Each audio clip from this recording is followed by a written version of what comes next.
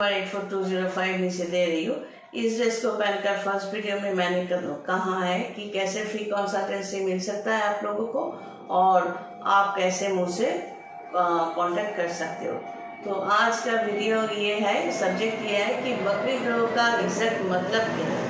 तो ज्योतिषी बनकर मैं यहाँ पर आपका जो प्लैनेट पोजिशन मैंने पुट किया।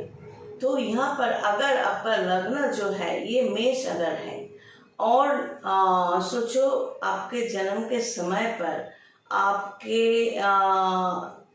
एंटी क्लॉकवाइज जाके 8th हाउस में बृहस्पति है। तो मैंने जैसे कहा कि हर किसी के कुंडली में 6th house, 8th house, 12th house होते हैं। तो उसके बल पर ये नेगेटिव हाउसेस है। 8th हाउस में जुपिटर है, इसका मतलब खराबी है। 12th हाउस में जुपिटर है तो खराबी है। तो जन्म के समय से आप जो खराब जिसका जुपिटर या कोई भी planet, specially Jupiter Saturn 6th house और 8th हाउस और 12th हाउस में होंगे जन्म के समय से, वो इंसान कभी भी अपने जिंदगी में बहुत कुछ कर नहीं सकता। उसको बहुत सारा प्रॉब्लम फेस करना है, वो ओवरकम नहीं कर सकता किसी के सहारे के बिना, ऑब्वियसली ज्योतिषी तांत्रिक के बिना। तो और खुद को भी बदलना पड़ता है, सिस्टम में चलना पड़ता है, जैसे ज्योतिषी तांत्रिक कहते हैं। तो ये 8th हाउस में आपका जन्म के समय पर अगर बृहस्पति है तो जो प्रॉब्लम आप फेस करोगे,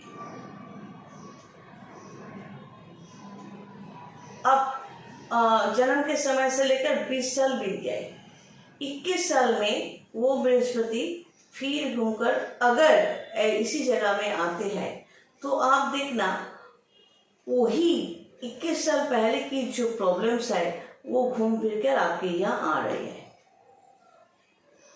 ठीक वैसे ही अगर जैसे कि जुपिटर आपका 8th हाउस में है, मतलब खराब है। अगर ये बकरी है, बकरी हो गया है, सोचो आप आपके जन्म के समय पर 8th हाउस में जुपिटर है, मतलब नेगेटिव जुपिटर को लेकर, बृहस्पति को लेकर आप जन्म लिए, पैदा हुए। तो 15 साल में या 25 साल में सोचो आपका जुपिटर, सोचो ऐसा है कि अगर आप मेष हो, आपके 12th हाउस में है, एंटी क्लॉकवाइज और 12th हाउस मीन है, तो मीन में तब बृहस्पति है। तो बृहस्पति जन्म के समय पर नेगेटिव है, फिर वो 12th हाउस में गया है। तो 1 साल के अप्रॉक्स 1 साल के बाद बृहस्पति घर जो है चेंज करते हैं, तो अप्रॉक्स। तो उस टाइम पे 8th हाउस में होने के लिए, 12th हाउस में होने के कारण वो नेगेटिव रिजल्ट देगा, क्योंकि जन्म के समय पर आपका बृहस्पति कैसा है, नेगेटिव है। वो बृहस्पति अगर बकरी होकर 11th हाउस में जाता है इन दिनों में, तो अचानक आपके हाथ में थोड़ा बहुत पैसा आ जाएगा। वो जुआ खेल कर हो, या किसी खराब काम करके हो, या किसी अच्छा काम करके हो। 11th हाउस में बकरी मतलब पीछे की घर में जाना। तो मैं क्या कह रही थी, मेष आपका लग्न है, 12th हाउस में बृहस्पति, किसी वजह से बृहस्पति बकरी होकर 11th हाउस में आ गया, तब आपको थोड़ा 10% 20% आपको बेनिफिट होगा खराब होने के बावजूद भी। फिर वो 12th हाउस में आ जाएगा नॉर्मली जैसा होता है।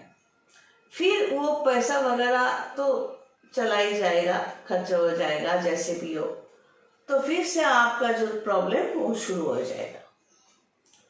फिर किसी वजह से बकरी बृहस्पति फिर 11th हाउस में जाता है, तब देखना ठीक जैसे जैसे जो हुआ था पहली बार बकरी होकर 11th हाउस में जाने से, ठीक वही चीज आपके साथ फिर से हो रहा है और फिर से आपके हाथ में पैसा आ रहा है।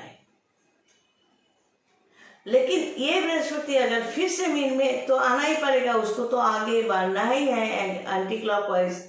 वो मीन से पीछे वाला घर कुंभ है, एक्वेरियस, वहाँ पर बकरी होकर आपको थोड़ा बहुत पैसे वगैरह, शांति वगैरह दे रहे हैं।